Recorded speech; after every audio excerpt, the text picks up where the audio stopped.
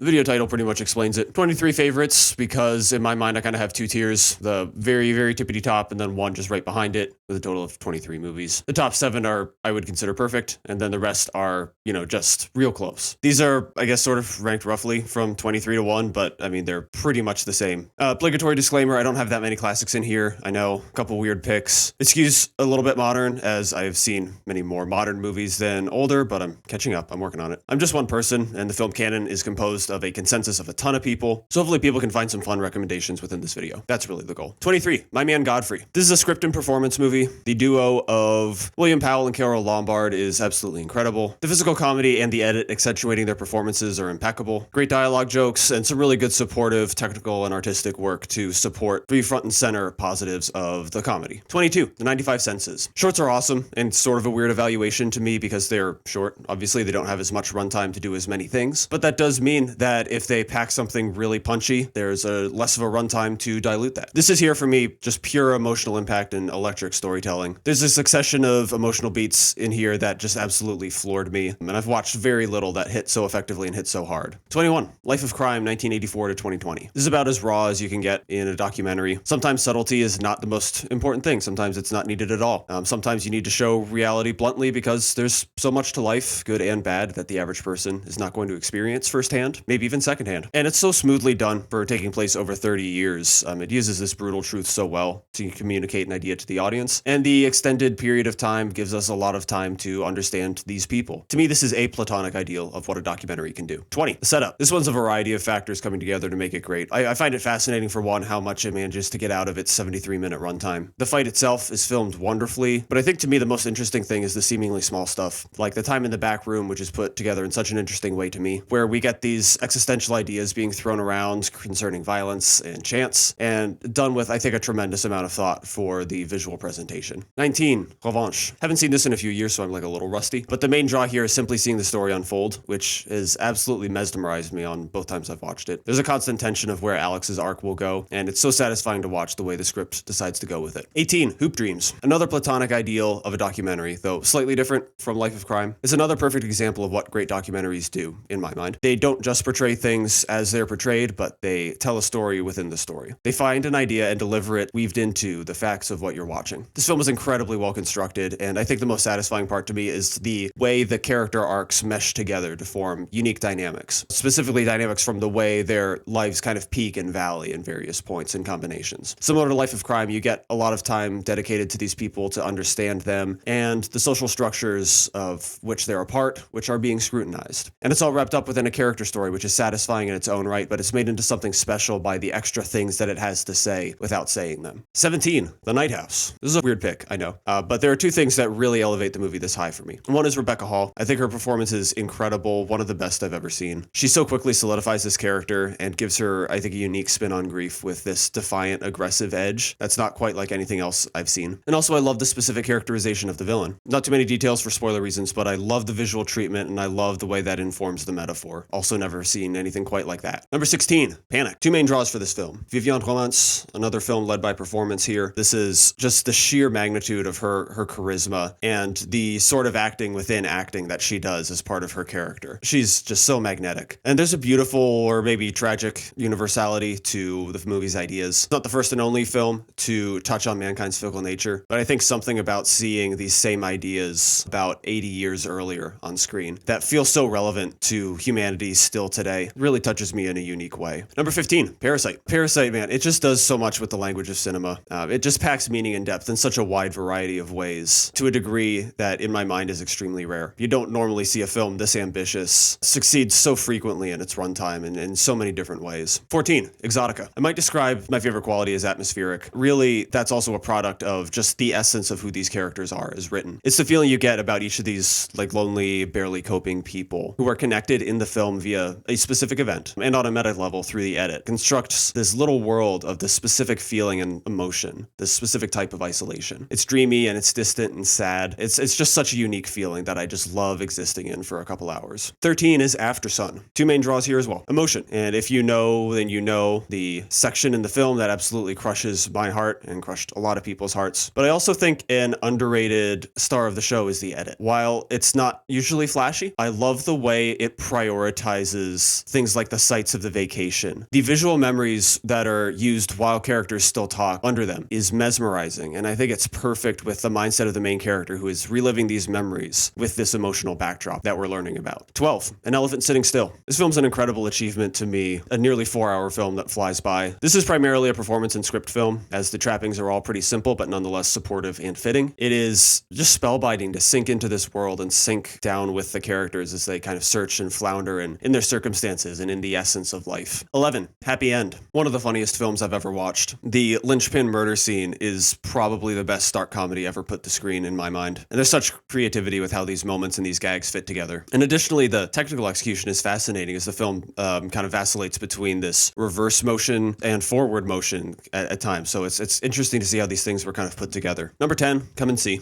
Any kind of emotional impact is an achievement in a film to me, usually. And the magnitude of Come and See's impact is just hard to match. I love the way it comes across first as like a little more abstract in my mind before driving home the unavoidable realities and horrors of the invasion. It delivers its best emotional punches so casually, with such a straight face that they hit even harder because they're treating them like they're mundane. And much like Life of Crime, sometimes you just need simple, straightforward brutality to communicate. And very few films have ever done this to the level of Come and See. Number 9, Flowers of Shanghai. I've perhaps never been quite as captivated by an opening scene as this movie. It sets the plate for the whole film perfectly with that hazy, easy atmosphere and the languid camera movement. As the film continues, it uses that expectation in a way, I think, against the audience, as the characters are not easy and they're not relaxed. They are fighting the whole movie. But it's within this easy, hazy environment that feels like it should be so relaxing, and yet you've got like this conflict within the film the whole time that I absolutely love. Number 8, The Departed. Probably the best cinematic remake / reimagination in terms of elevating the original material. It's the crime thriller, but it's with the barbs and the personalities turned up to 11. It's got endless quotable moments. It's got Jack Nicholson and Alec Baldwin especially bringing the heat in such a fun way. It manages to be just fun enough where you can like really enjoy the thrill ride while still keeping the intrigue and the tension around in the right proportion for the film's punchier moments to hit hard. And I think it's a really incredible balance. All right, this is where like quote unquote tier 1 starts for me. These are my poster movies. Number 7 is Children of Paradise. This movie is simply magic. It's poetic realism, fully idealized. It's incredibly dreamy. It uses a stage environment to just an unbelievable effect. It uses a perfectly timed intermission as well. But perhaps most importantly, it has Galance, who's one of my favorite cinematic characters ever, maybe my second favorite. I just never grow tired of her demeanor, her grace and understanding of humanity as she deals with suitors and conflict and just people around her trying to enforce their own lives onto hers. Number 6, Past Lives. One of the main draws is the raw emotional impact just from the interactions and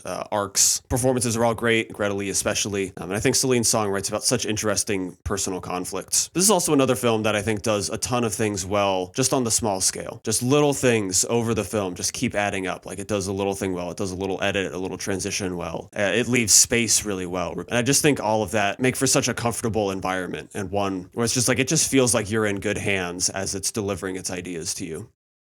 Number 5, The Fiances. This film may have my favorite edit. The way it communicates information through the edit and constructs some beautiful, non-literal, yet firmly grounded moments is so spectacular to me. I love the way it plays with audio. I love the way it uses cuts to eliminate space between people. It's got such fantastic depth and such a beautiful presentation style that wouldn't happen without this particular method of editing. Number 4, Momma Don't Allow. It's my second weird pick and also the second short film. To me, this is the perfect slice of life film. It is simply crystallized joy, the very essence of people just enjoying something good in life. The music is wonderful, the joy on people's faces is infectious, and even outsiders get to experience the atmosphere, though the focus is clearly on the everyman. I've talked about movies that hit with incredible tragic weight, but this to me is the height of positive emotion that I have experienced from a film. Number 3, Greener Grass. which is my last weird pick. I have a hard time imagining a movie that could be more up my alley. This is the funniest movie I've ever watched. It is the deadpan absurdism that gets me the whole time, with so many great bits and ideas that work well, not just with my sense of humor, but also with me growing up in suburbia. Additionally, it's hard